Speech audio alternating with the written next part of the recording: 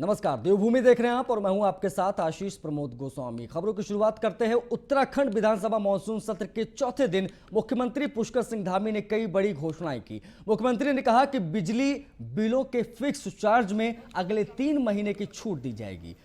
अधिभार में भी 3 माह की छूट मिलेगी। परिवहन विभाग में सेवायन कर में 6 माह की छूट और पंजीकरण प्रमाण पत्र के विलंब शुल्क में भी 6 महीने की छूट दी जाएगी।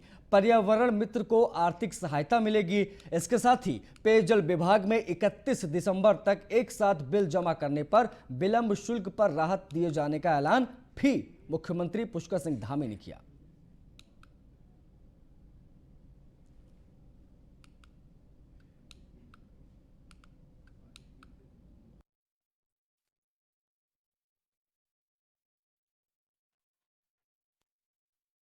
महामारी को दृष्टिगत रखते हुए, क्योंकि सभी चाहे वो ऊर्जा विभाग के हमारे उपभोक्ता हों या हमारे परिवहन विभाग के हों या हमारे पेयजल विभाग से संबंधित जो पेयजल की जो चीज़ें हैं, तो सभी में ये है कि सभी लोग बीच में काफ़ी परेशानियां रही हैं, काफ़ी समस्याएं रही हैं। इसलिए हमने ये अलग अलग जो अधिभार हैं उसमें जो है किसी में 3 महीने की और किसी में 6 महीने की जो है छूट प्रदान।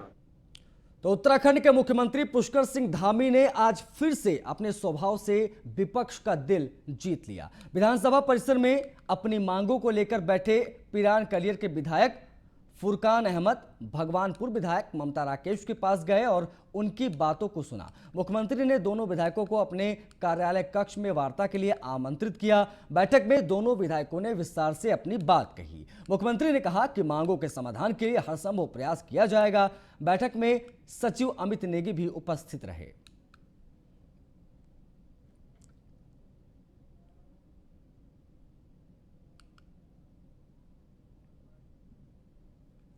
देखिए, क्योंकि मैं मुख्य सेवक के रूप में हूँ, तो यहाँ पर विधायक हैं, हम सब लोग चुनकर आते हैं यहाँ पर और अपने क्षेत्र की उनकी समस्याएं हैं या कोई उनको परेशानी है, तो मैं मेरा कर्तव्य है कि मैं उनके पास जाऊँ और रास्ते में है तो मैं उनके पास गया, उसकी समस्याओं को सुना है, कोशिश करेंगे उसको। तो उत्तराखंड में राज्यपाल के रूप में श्रीमती बेबी रानी मौर्य ने अपने 3 साल का कार्यकाल पूरा किया। इस मौके पर राज्यपाल बेबी रानी मौर्य ने प्रेस कॉन्फ्रेंस की और कहा कि उनके द्वारा शिक्षा, स्वास्थ्य और पर्यावरण संरक्षण को लेकर अधिकारियों को समय समय पर दिशा निर्देश दिए जाते रहे हैं, जिसके सकारात्मक परिणाम दिखने लगे हैं। राज्यपाल बेबी रानी मौर्य ने प्रेस कॉन्फ्रेंस करते हुए कहा कि महिलाओं को सशक्त बनाना उनकी पहली प्राथमिकता है और इस दिशा में लगातार वो प्रयास कर रही हैं।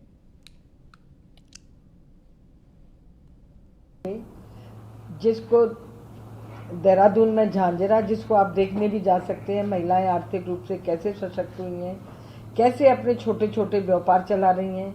कोई कृषि में चला रही है, तो कोई ब्यूटिशियन का कोर्स कर रही है, तो कोई टेलरिंग का काम कर रही है, कोई सब्जी की ठेल लगा रही है। जो घर में बैठी थी महिलाएं, वो थोड़ा उठ के खड़ी हुई हैं। तो ये मैं स्वयं भी 2-3 बार जाके देख के आई हूँ। के लिए हमने बहुत कार्य किया है। मैं कुमायूं जब जाती हूँ तो नैनीताल अपने राजभवन में मैं इंटर कॉलेज के बच्चों के साथ कम्युनिकेशन करती हूँ, उनसे बातचीत करती हूँ, उनके प्रिंसिपल से बात करती हूँ, यहाँ भी करती हूँ।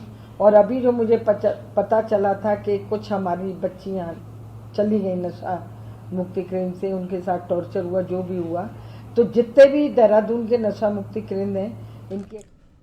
तो देहरादून में मानसून सत्र के चौथे दिन जबरदस्त हंगामा भी देखने को मिला। कांग्रेस विधायकों ने इस दौरान सदन से वॉकआउट कर लिया। भगवानपुर में मेडिकल कॉलेज का मामला जो था वो गर्मा गया।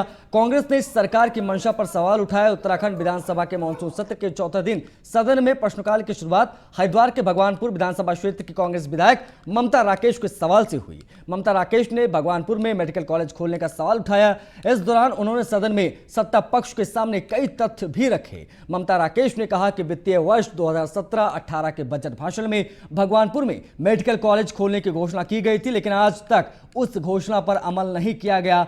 ममता राकेश ने कहा कि अगर भगवानपुर में मेडिकल कॉलेज खुलता है तो यह उनके पति सुरेंद्र राकेश और दिवंगत प्रकाश पंत को सच्ची श्रद्धांजलि होगी। वहीं इसके जवाब में स्वास्थ्य मंत्री डॉक्टर धन सिंह रावत ने गोलमोल जवाब दिया। इसके बाद ममता राकेश संतुष्ट करने वाला जवाब न मिलने पर वेल में उतर गईं और सदन में हंगामा करने लगी। इसके बाद विपक्ष के अन्य विधायक भी वेल में उतर गए। सरकार से स्पष्ट जवाब पूछते हुए उन्होंने हंगामा किया। एक तरफ सरकार कहती है कि हम भगवानपुर मेडिकल कॉलेज को बनाएंगे जब वित्तीय संसाधन उपलब्ध होंगे। सरकार 1 करोड़ रुपए का जो है शासनादेश भी जारी करती है और जिलाधिकारी और मुख्य विकास अधिकारी का पत्र है ममता राकेश जी के पास, जिसमें वर्किंग एजेंसी कौन सी होगी उसका भी उल्लेख किया गया है। लेकिन आज सदन में जिस तरीके से जो मेडिकल कॉलेज तत्कालीन हमारे साथी सहयोगी स्वर्गीय सुरेंद्र राकेश जी ने बाबा साहब भीमराव अंबेडकर के नाम से स्वीकृत किया था, आज सोची समझी रणनीति के तहत सरकार भगवानपुर में मेडिकल कॉलेज खोलने में जो है आनाकानी कर रही है। और मैं कह सकता हूं कि बाबा साहब के आदर्शों पर चलने वाले लोगों का जिस तरीके से ये सरकार तिरस्कार करने का काम कर रही है, कांग्रेस ने इस विषय को सदन के अंदर प्रमुखता के साथ उठाने का काम किया। एक तरफ सरकार कहती है कि हम भगवानपुर मेडिकल बचना चाह रही है और एक तरह से कहना चाह रही है कि भगवानपुर में पूर्व सरकार द्वारा स्वीकृत मेडिकल कॉलेज को नहीं बनाएंगे। आज सरकार ने मेरे सवाल के जवाब में ये कहा, मैंने भगवानपुर में मेडिकल कॉलेज को बनाने की बात की, उन्होंने कहा वित्तीय संसाधनों के ऊपर निर्भर करता है।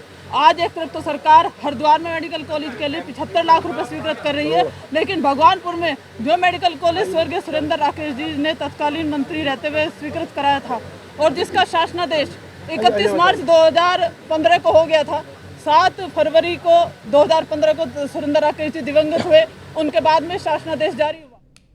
तो विधानसभा के मॉनसून सत्र के चौथे दिन विपक्ष ने जमकर तेवर दिखाए। महंगाई और बेरोजगारी के मुद्दे पर सरकार को घेरने की कोशिश की गई।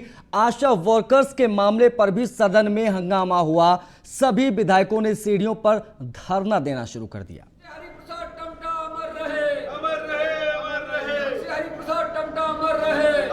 कांग्रेस महंगाई पे जो है आज अपना विरोध दर्ज करा रही है और आशा बहनों का मामला नियम 58 के कार्य स्थगन में है। तमाम ऐसे जनहित के मुद्दे हैं जिनको लेकर विपक्ष जो है सरकार को घेरने का काम कर रही है। देखिए साहब, एक तरफ कोरोना की मार, लोगों के रोजगार चले गए, महंगाई इतनी है कि कारोबार नहीं है और ऊपर से कोड़ पे खाज का काम कर रहे हैं। करोड़ों हजारों करोड़ की कीमत से नई संसद बनाई जा रही, जबकि बहुत ही खूबसूरत संसद हमारी है। प्रधानमंत्री के लिए महल बनाया जा रहा है हजारों करोड़ रुपए से, लेकिन जो जनता का चूल्हा नहीं जल रहा, जिनके रोजगार चले गए, उनके लिए डीजल के दाम 90 रुपये से ऊपर, पेट्रोल के दाम 100 रुपये से ऊपर, खाने का तेल 200 रुपये के लगभग और गैस के सिलेंडर 900 या 1000 रुपये के आसपास चले गए हैं। ऐसे में और कोई तरीका नहीं समझ में आ रहा। परसों जब हम लोगों ने प्रश्न लगाया था इस पर महंगाई पे, तो संतोषजनक उत्तर नहीं दिया, ना ही टैक्स कम करने की बात सरकार। देहरादून से इस वक्त की बड़ी खबर लेते हैं तो सीएम पुष्कर सिंह धामी का बड़ा एक्शन हुआ है। कुंभ मेले में कोरोना जांच घोटाले में यह कार्रवाई की गई है। कोरोना जांच फर्जीवाड़े में 2 अधिकारी निलंबित किए गए हैं। मेला स्वास्थ्य अधिकारी और नोडल अधिकारी पर जांच गिरी है। डॉक्टर अर्जुन सेंगर और एनके त्यागी को सस्पेंड कर दिया गया है। शासन ने कुंभ मेला स्वास्थ्य अधिकारी दोनों को कोरोना जांच में सही तरीके से निगरानी न करने और बिना जांच के 30 लाख के बिल जारी करने के आरोप में निलंबित किया है। हरिद्वार के जिलाधिकारी ने सीडीओ के द्वारा की गई जांच की रिपोर्ट स्वास्थ्य सचिव अमित नेगी को सौंपी थी, जिसके बाद अब मंत्री धन सिंह रावत तक ये रिपोर्ट पहुंच गई। अधिकारियों पर आरोप इतने गंभीर हैं जिसके बाद इन अधिकारियों का निलंबन कर दिया गया।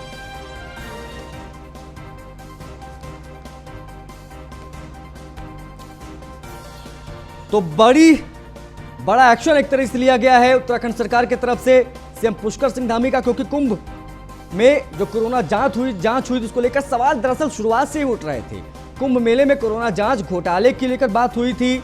मेलाधिकारी का नाम सामने आया था। कोरोना जांच फर्जीवाड़े में अब 2 अधिकारी जिनके ऊपर गंभीर आरोप लगे उनको निलंबित कर दिया गया। मेला स्वास्थ्य अधिकारी और नोडल अधिकारी को निलंबित किया गया। इनका नाम डॉक्टर अर्जुन सेंगर है और एनके त्यागी, इन्हें निलंबित किया गया है। पुष्कर सिंह धामी का बड़ा एक्शन यहां पर हुआ है। ये इस वक्त की बड़ी खबर आपको बता दें। कुंभ मेले में कोरोना जांच में फर्जीवाड़ा सामने आया था। मेला स्वास्थ्य अधिकारी और नोडल अधिकारी पर जांच गिरी है और बिना जांच के जो भारी भरकम बिल भेज दिया गया था उसकी चर्चा भी यहां पर हो रही है। देहरादून में सीएम पुष्कर सिंह धामी का ये बड़ा एक्शन अब देखने को मिला है। सुदीप जैन हमारे सहयोगी ज्यादा जानकारी के साथ फोन लाइन पर जुड़ गए हैं। सुधीर, बताएं जरा, क्योंकि ये मामला शुरुआत से चर्चा में था और लगातार विपक्ष ने भी इस पर बहुत हंगामा, बहुत बवाल किया था, तो क्या अभी और भी लोगों पर गाज गिर सकती है? कई और नाम भी सामने आ सकते हैं इसमें? जी देखिए, कुंभ घोटाले में जो इल्जाम लगे कि कुंभ में गलत टेस्टिंग हुई, गलत जांचें हुई जी, फेक रिपोर्ट पे फेक लोगों की आईडी दिखाकर और पेमेंट भी ले लिया गया, इस पर मुख्यमंत्री के पास डीएम की जो जांच रिपोर्ट थी उसकी फाइल पहुंची हुई थी। जिलाधिकारी हरिद्वार विनय शंकर पांडे की रिपोर्ट पर सीएम ने कार्रवाई करते हुए जो सेंगर मिलाधिकारी हुआ एक अन्य अफसर को कर दिया है। और इसके साथ ही मुख्यमंत्री ने यह भी आदेश दिया है कि जो इस मामले में फर्म है जिन्होंने ये फायदा उठाया उनके विरुद्ध भी कार्रवाई अमल में लाई जाए। तो माना यह जा रहा है कि इस घोटाले में शामिल जो बड़े लोग हैं जिनकी बड़ी पहुंच है राजनीतिक रूप से, अब उनका भी फंसना तय है। तो ये बड़ी जानकारी दी सुजीत हमारे सहयोगी ने कि इसमें और भी कई लोगों के नाम सामने आ सकते हैं। बहुत शुक्रिया हमसे जुड़ने के लिए, तमाम जानकारियों के लिए। देहरादून से अगली खबर है, आपके सीएम उम्मीदवार कर्नल कोठियाल की प्रेस कॉन्फ्रेंस हुई है। गलत बिजली बिलों को लेकर कई उदाहरण प्रस्तुत किए गए। पोस्टर विवाद में सरकार पर सवाल उठाया। आप कार्यकर्ताओं को पकड़कर जेल भेजा जा रहा है, तमाम आरोप कर्नल अजय कोठियाल ने लगाए। कर्नल कोठियाल का चैलेंज है कि अगर पकड़ना है तो मुझे पकड़ो, जेल जाने को तैयार हूं, जमानत भी नहीं लूंगा, ऐसा भी कहा है कोठियाल ने। हम लोग कई जगह जब चर्चा कर रहे हैं तो बुजुर्ग लोग हमको बोल रहे हैं कि एक होती थी वृद्ध पेंशन, यहाँ पे जो हर किसी को मिलनी चाहिए, कहते हैं क्योंकि हमारे घर से कोई ना कोई आदमी एक उस सीमा को पार करता है जो कि उसको पैसे मिलते हैं, पेंशन मिलती है या उसके बच्चे को नौकरी मिलती है। कहते हैं हमको ना ये पेंशन नहीं मिलती, अगर हमें बिजली के बिल भी माफ कर दिए जाए तो हम फिर भी अपने गाँव में रह सकते हैं। मेरा बोलने का मतलब ये है, आज बिजली ऐसा मुद्दा है जो कि साइलेंट जरूर है, लेकिन उसकी एक्सेप्टेबिलिटी ना इस तरीके से देखी जा सकती है कि आम आदमी पार्टी जब बिजली का रजिस्ट्रेशन करा रही है, पार्टी पावर में आएगी तो कैसे। तो उत्तराखंड विधानसभा के मानसून सत्र का आज चौथा दिन रहा। आज कांग्रेस के विधायक अलग ही तेवर में नजर आए। नेता प्रतिपक्ष प्रीतम सिंह समेत कांग्रेस के सारे विधायक साइकिल से विधानसभा आए थे। ये लोग बढ़ती महंगाई और डीजल पेट्रोल के बढ़ते दामों के खिलाफ नारेबाजी कर रहे थे। इस दौरान कई अन्य कांग्रेसी कार्यकर्ता भी विधायकों के साथ मौजूद थे। कांग्रेस विधायकों ने सरकार को कटघरे में खड़ा करते हुए सवाल किया कि महंगाई आज अपने शिखर पर, पेट्रोल डीजल के दाम भी आज आसमान छू रहे हैं। कांग्रेस के विधायकों का कहना है कि भाजपा महंगाई को लेकर जब विपक्ष में रहती है तो शोर मचाती है। आज सत्ता में होने के बाद भी भाजपा ने महंगाई को लेकर आंखें मूंद रखी हैं। ने जो आज ये प्रदर्शन किया है नेता प्रतिपक्ष प्रीतम सिंह जी, ये क्या विरोध स्वरूप है और सरकार पर कितना असर पड़ा? निश्चित रूप से ये हमारा विरोध है। सरकार ने जो वादे किए थे महंगाई कम करने के, उन वादों पर जो सरकार खरी नहीं उतरी है, इसलिए आज हम विरोध स्वरूप जो है साइकिल से विधानसभा कूच करने का कांग्रेस के लोगों ने काम किया है। महंगाई, बेरोजगारी और दूसरे ऐसे मसले जिस पर सत्ता पक्ष ने काम की बात कही थी, रोजगार की बात कही थी, उस पर विफलता के कारण कांग्रेस अपना ये विरोध दर्ज करा रही है। कैमरामैन अनूप भट्ट के साथ सुदीप जैन, न्यूज़ 1 इंडिया, देहरादून। तो भाजपा के प्रदेश अध्यक्ष मदन कौशिक का कहना है कि कांग्रेस महंगाई को लेकर शोर मचा रही है, लेकिन जिन राज्यों में कांग्रेस शासित सरकारें हैं वहां पर पेट्रोल डीजल के दाम भाजपा शासित राज्यों से भी कहीं ज्यादा हैं। मदन कौशिक का कहना है कि कांग्रेस को पहले अपने गिरोह में झांकना चाहिए, उसके बाद भाजपा पर आरोप लगाने चाहिए।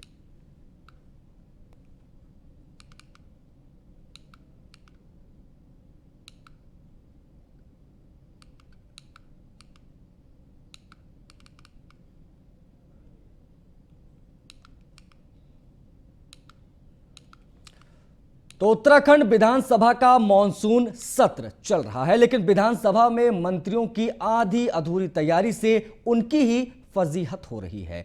कारण है मंत्री बिना होमवर्क के सदन में पहुंच रहे हैं। जब विपक्ष सवाल कर रहा है तो वो जवाब देने में फेल हो जा रहे हैं। ये रिपोर्ट देखिए। सदन में मंत्रियों की आधी अधूरी तैयारी, विधानसभा में फजीहत करा रहे भारी, सही सवाल पर मिल रहे गलत जवाब, होमवर्क करके क्यों नहीं आते जनाब।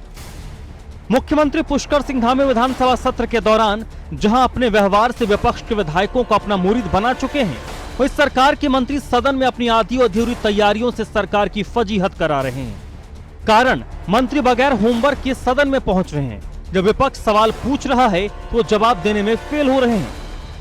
मॉनसून सत्र के दौरान ऐसे कई मौके आए जब प्रश्नकाल के दौरान कई सवालों को लेकर सत्ता पक्ष और विपक्ष के बीच तीखी बहस हुई। विपक्ष ने भू कानून पर सरकार के लिखित जवाब को असंगत करार दिया और धान खरीद के आंकड़ों पर भी सवाल खड़े किए। श्रम विभाग के आंकड़ों ने भी सदन में सबको चौंकाया। वहीं गौरा देवी कन्याधन योजना पर सदन में जब रेखा आर्य घिरी तो मुख्यमंत्री पुष्कर सिंह धामी को खुद ही मोर्चा संभालना पड़ा।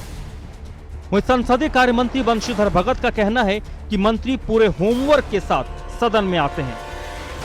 फिर जाना था, अब कोई किसी काम में लगा रहता है, कोई किसी काम में कोई दिक्कत हो जाती है थोड़ा, लेकिन सब आ गए थे, कोई ऐसा नहीं है कि नहीं आए थे, सभी आ गए थे। ठीक जवाब दे रहे हैं, सब लोग ठीक जवाब दे रहे हैं।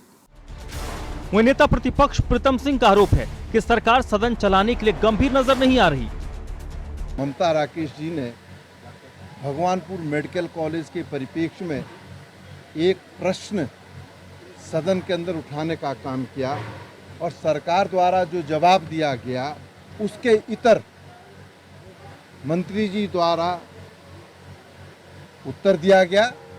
एक तरफ सरकार कहती है कि हम भगवानपुर मेडिकल कॉलेज को बनाएंगे जब वित्तीय संसाधन उपलब्ध होंगे। सरकार 1 करोड़ रुपए का जो है शासनादेश भी जारी कर सोची समझी रणनीति के तहत सरकार भगवानपुर में मेडिकल कॉलेज खोलने में जो है आनाकानी कर रही है।